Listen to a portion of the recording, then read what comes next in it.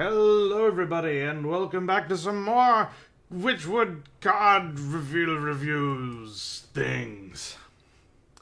We've got a lot of cards this time around because I sort of skipped a day because, I didn't want to put up a video on April Fool's because, obviously. So, yeah, let's just jump right into it. I will say first that whoever is working on the playhearthstone.com card list, they keep on missing stuff. Like, last time I had to fit in Camellios because they weren't putting it up.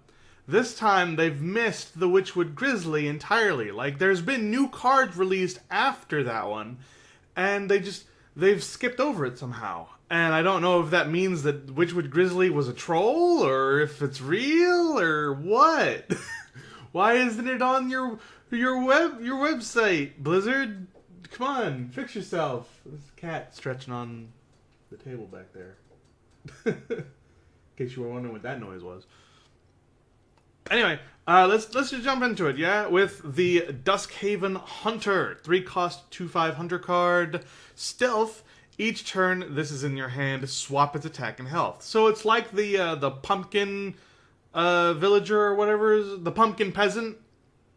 Except it's got one more health/attack, but it's the same cost, and it's also got stealth. So it's just a straight upgrade of the neutral card, which is interesting but strange. I kind of wish that they'd put the extra stat on the other end, though. I wish it would have been a 3/4 or a 4/3 instead of a 2/5 or a 5/2. Like, I mean, because it has stealth, and because you can do so much cool stuff with Hunter with cards like this. You can try to give it charge. You can try to give it rush. Like this with rush is good. If you get it on. Really either one, because if you got it with rush with the 2 attack, then you're hitting something and you're probably going to live, and if you hit something, and if you rush it with the 5 attack, then it's probably going to kill the thing it's running into. So, I can definitely see use for this, without, like, even without any sort of additional thing on top of it.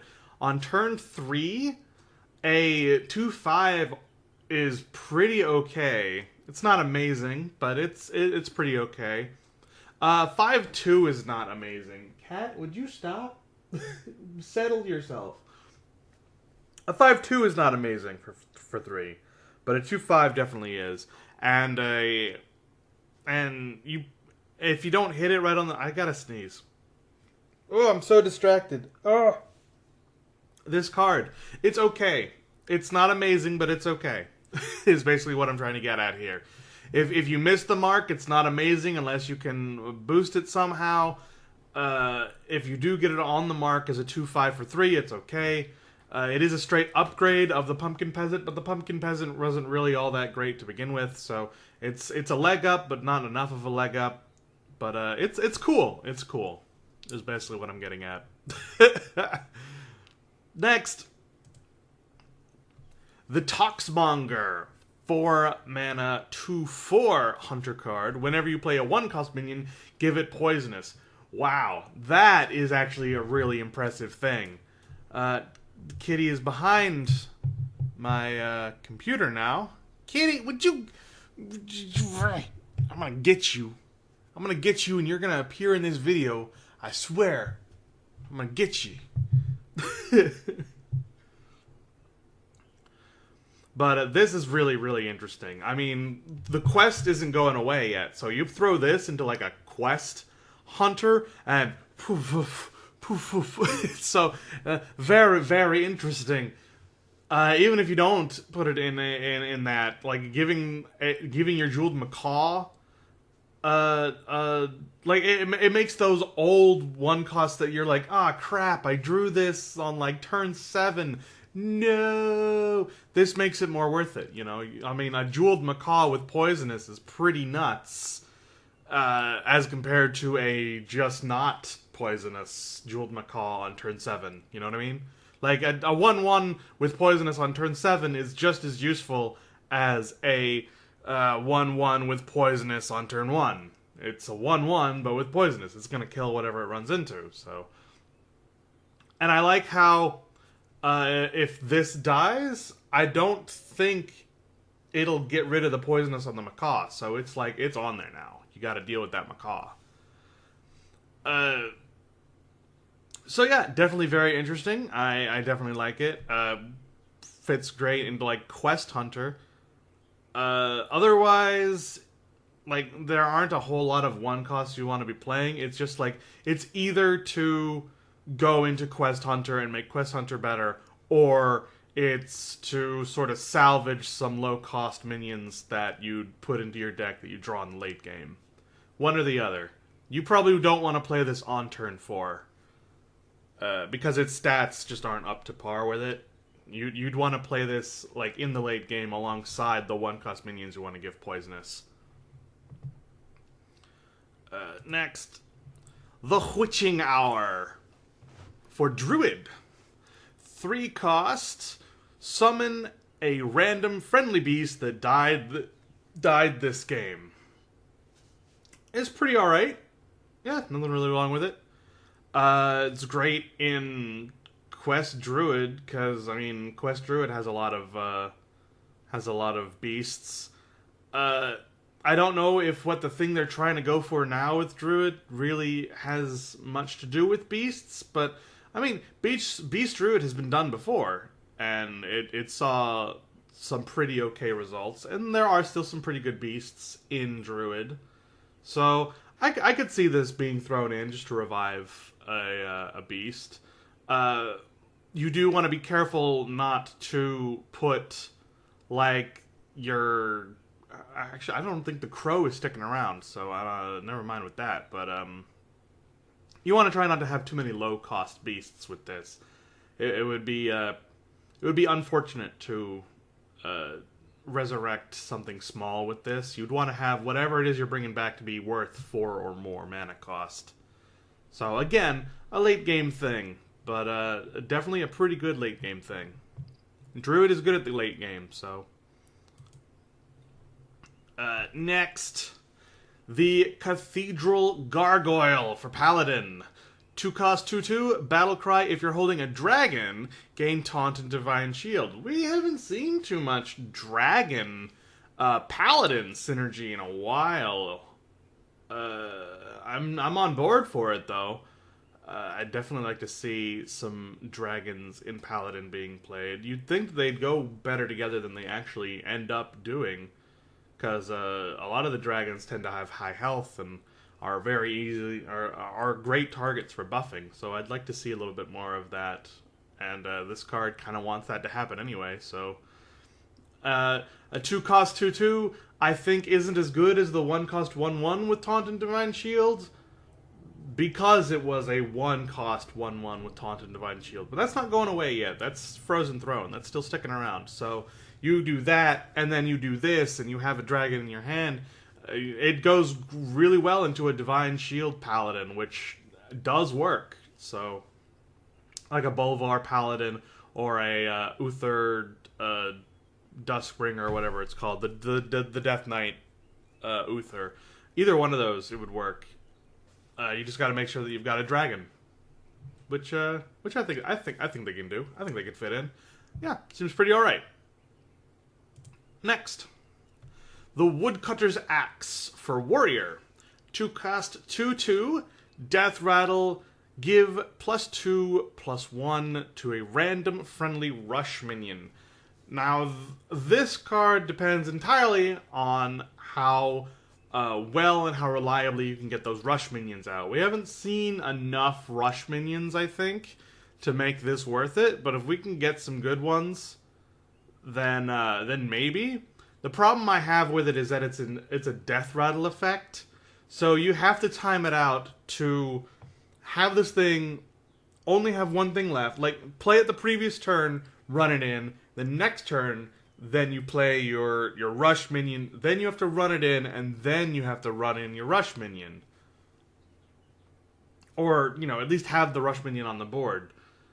I'm not saying that that's a particularly difficult thing to do, but it's not as worth it, in my opinion, for a 2-mana weapon that only does 2 damage. I would hope for more, personally. I'm not saying that the effect isn't worth it, especially if Rush turns out to be a good mechanic. I'm saying that I'm not sure that this card would deserve a deck slot in those cases for only +2/+1 on 1 Rush minion in that kind of a deck, because that might be too slow. So we'll have to wait and see. Maybe I'm wrong. I could be wrong. But I personally think that this might be a little bit too slow in a rush-heavy deck. If a rush-heavy deck even ends up being a thing. Next, the Deadly Arsenal. Again for Warrior. 6 cost, reveal a weapon from your deck, deal its attack to all minions. Now, hold on. That, you rewind with the Woodcutter's Axe. That actually has a little bit more potential. Because you want to deal... What you usually want to do is you only want to deal 1 to 2 damage in a whirl effect, because you want to be able to kill your opponent's minions while keeping your minions alive and getting some value off of enrage mechanics. And especially if you're going like a rush heavy deck, you want to deal as little damage as possible, because most rush minions tend not to have a whole lot of health.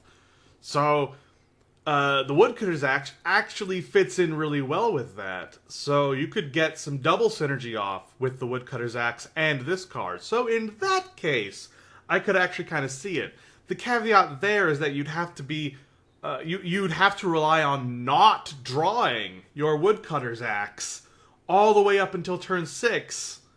And then you have to find a use for a 2-cost weapon later on down the line, when you've finally actually drawn it, which you might not do. Especially when you have to rely on rush minions. You'd want to, you know, get them out fairly quickly, you know? So, I'm a little flip-floppy here, but I think it has hope, but I'm not terribly convinced. Is I think my final consensus here. I can see the idea, but I don't know if the idea would work, personally. I'm not good enough at World Warrior to know the answer. Next, the Witch's Cauldron. Neutral card, 3 cost, 0/4. After a friendly minion dies, add a random shaman spell to your hand. Okay, I have got to go back onto Hearthstone and look at all of the shaman spells that are sticking around and make a list of the good ones, the bad ones, and the ones with overload, because the ones with overload are usually more powerful but have the caveat of overload, so you don't really know if they're good or bad until the turn you can actually play them. So, yeah, I need to go back and do that, because this is, what, the 4th, 5th card that does this? I mean, going beyond this expansion, we have the Shaman Weapon that discovers and casts random Shaman spell. We have the Witch's Apprentice, which gives you a random Shaman spell. We have Hagatha, which makes it so that every minion you play gives you a random Shaman spell. And we have this! There are so many things that give us a random Shaman spell now. I have to know why. What is the card that we are hoping to get from these? And this one is a neutral, so you could play this in like Mage or in a spell-oriented Priest and get Shaman cards. How good is that? I would think not very, because most Shaman spells have overload, and I mean, even Shaman very, very, very rarely has any overload synergy, which is the big problem with Overload. It never has enough synergy. So with other decks that have no synergy with it, how good are the random shaman spells in those decks? I don't know. I need to look at the shaman cards now, because this is starting to get ridiculous. We have too many cards that give us random shaman spells. So I gotta look into that. For right now, though, a 3-cost 0/4 is inherently bad, because it can't help you in any way, and this says after a friendly minion dies, so you have to rely on a friendly minion dying, and then you're not doing anything for your third turn. So, I mean, like, best case scenario, you've played through turn 1, turn 2, you've been able to play minions, and they've not been able to destroy your minions. And then you play this on turn 3, and you just destroy your other minions, and you've got nothing for their turn 4, or for their turn 3 with a coin, and have just a 0/4, but you have some new shaman spells. Is that good? I won't know until I re-examine the shaman spells. But for right now, I'm thinking no. So why would you want this? Would you want this in the late game? Would you want this in a token deck, maybe, to fill your board back, to fill your hand back up? I don't think so, because shaman spells tend to be all over the darn place. I talked about it back with Hagatha. Shaman spells range all the way from completely garbage, stuck in your hand trash, to really, really, really good. Like Evolve and Devolve versus deal 5 damage Overload 2 or Overload 3, I can't remember which one. Or like deal 2 damage to all enemies Overload 1, or like it has spells like that, which are okay, but you wouldn't want to sacrifice anything for it, and this is requiring you to sacrifice not only the 3 mana to actually put a 0 attack minion on the board, but it also relies on you killing off your minions. So so right now I'm saying I don't think it's good, but I'm reserving judgment until I re-examine the shaman cards, because I feel like I need to now. Next. Wing Blast for Hunter. Hunter getting some more spells. Hooray! Maybe Spell Hunter will finally be a thing. Spell Hunter will never be a thing. 4 cost. Deal 4 damage to a minion. If a minion died this turn, this costs 1. Now, having 1 minion die for Hunter, especially by turn 4, is not too much to ask for, I don't think. It's definitely not difficult. And in a lot of cases, especially with like a Beast Hunter, that can end up being advantageous with like Scavenging Hyena. So I could definitely see this. A 1-cost deal 4 damage is definitely not bad. And a 4-cost deal 4 damage is not particularly good. But at the same time, I feel like a card like this you could hold on to for a few turns and wait out that 1 cost. Because, I mean, a minion's gonna die. You're playing Hunter and it's Hearthstone. At some point, a minion is going to die. You can afford to wait and deal 4 damage for 1 mana cost. And that I think is good. So I definitely think that this card is a good one. You having fun over there, Katie? I'm gonna get you. She just lays back down.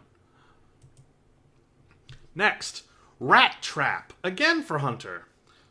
2 costs. Secret. After your opponent plays 3 cards in a turn, not 3 minions, 3 cards in a turn, summon a 6/6 rat.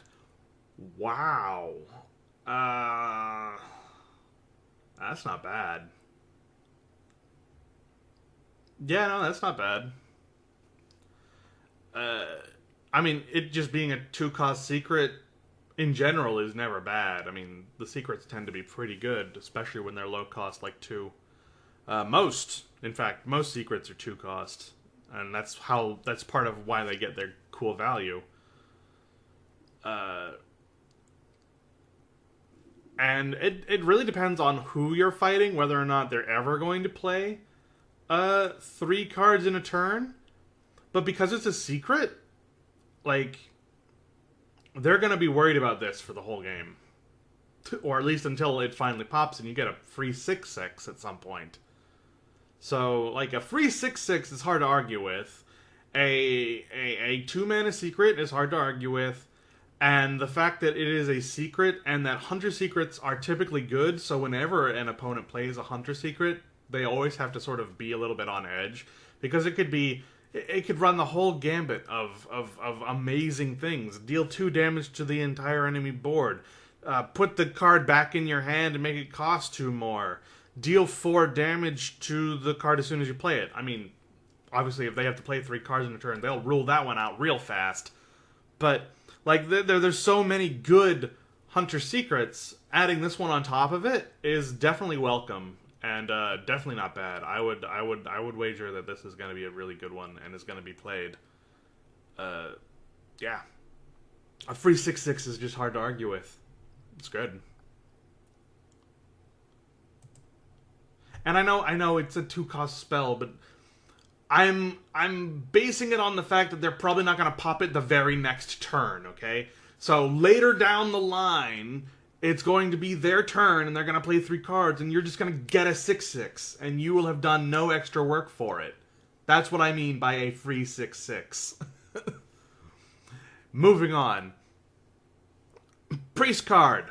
Holy Water. 5 cost. Deal 4 damage to a minion. If that kills it, add a copy of it to your hand. This, again, sort of like the last one, is pretty good. The problem I kind of have with this one is that it costs 5 to deal 4 damage, which is already bad. But then it puts it in your hand, which means you're going to have to spend more mana to play that card. That card better be worth it. Because if it's not worth it, then this card is not worth it. Like, if you're spending 5 mana to deal 4 damage to a minion that actually only has 4 health and probably only costs 3 or 4, then you're going to have to spend another 3 or 4. So that minion has essentially become I suppose even in that case, then it's 7 or 8 mana mind control, but it's a wasted mind control, you know? It's like, oh, you wasted your mind control on a 2 attack on a 3-cost minion? Why? You know? It's like you get a discount on a bad mind control, or it's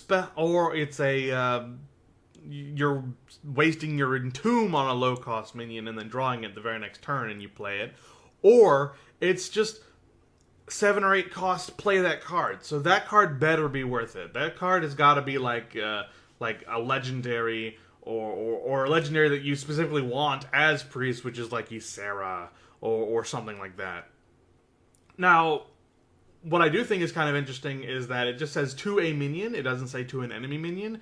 You could potentially cast this on your own minion and then get it back in your hand with full health. Yeah, you'll have to pay the mana cost to play it again, but at least you can put it back on the board again with full health. There's even, like, even with priest, like, because there's the quest priest, you could take advantage of some death rattle synergy with this as well. If you're playing in wild, you could play this with Sylvanas. That's pretty good. But yeah, even in standard with the quest priest with death rattle priest, you could take advantage of a few death rattles this way. I think. I'm pretty sure death rattles still go off if you're the one that kills the minion. I think. Even if it doesn't, you're just putting it back in your hand, so it's not bad. And that was the last one that's on this page. But let's go ahead and talk about the Witchwood Grizzly. So the Witchwood Grizzly is the one that's not on the official page for some reason. It just got glanced over, and I don't know if that means it's a fake card or what. I don't know. It's everywhere else. So, 5 cost, 3/12, Beast with Taunt, the neutral card. Battle Cry, lose 1 health for each card in your opponent's hand. Now, when it says lose 1 health, I've been confused with this, and I had to check, and I've seen a few other people be confused with this as well. When it says lose 1 health, it doesn't mean it's damaged, but still has 12 maximum health. Its maximum health is reduced. which is not the same. Because, like with Lady in the Lake, I actually don't know how this would interact with Lady in the Lake. Does Lady in the Lake make this a 12-5, or does it make it a 7-7? If you were to play it and then it lost, like, 5 health. But how does that interact? I don't know. But on the topic of Lady in the Lake, if you can play this out, regardless, it's a 5 mana whatever with taunt, and that's insanely good.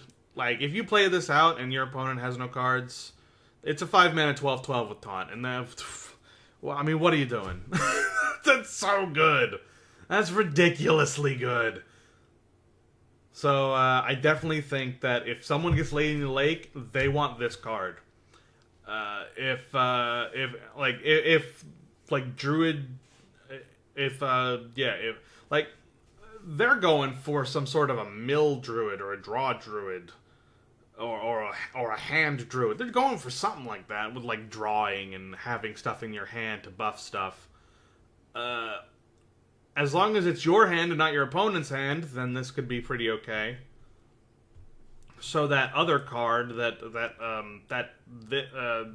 it go? This. So this card is out. You would trade one for the other. You would not want to have both of these in that deck. Definitely not. But it's a neutral. So you could put it in anything.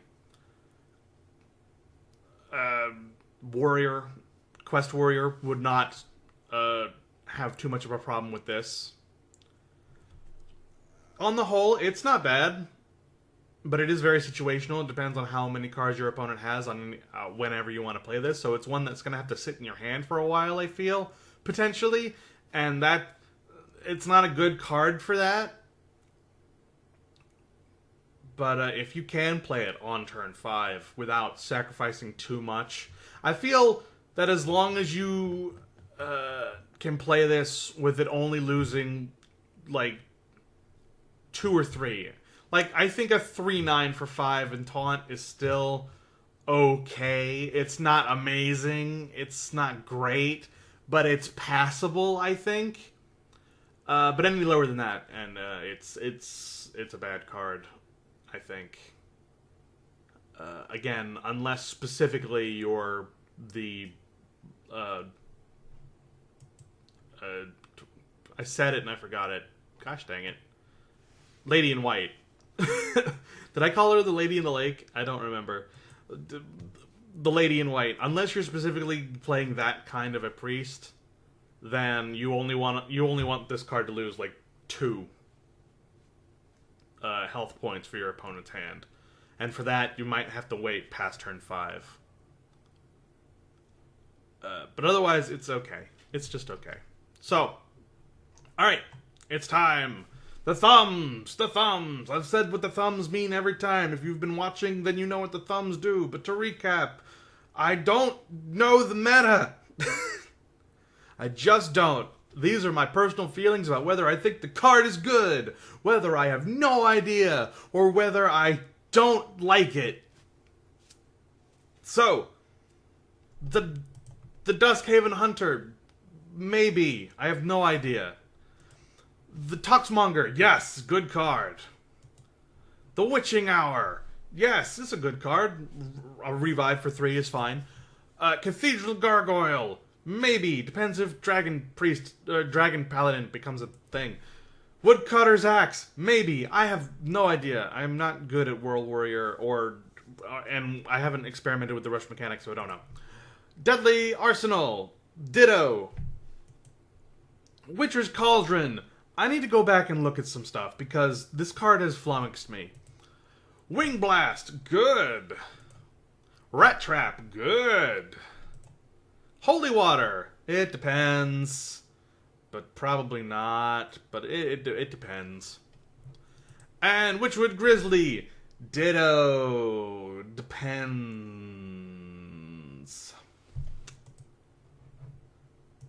Goodbye, everybody. Oh wait, I said I was gonna get the cat. Hold on. You guys deserve a cat. I'm gonna go get the cat. Come here, kitty. She was like, oh no, it's doomsday. Look at the kitty. Look at it. She doesn't want to look at you. She's mad. She's like, no, I'm not happy. I'm not happy kitty. Goodbye.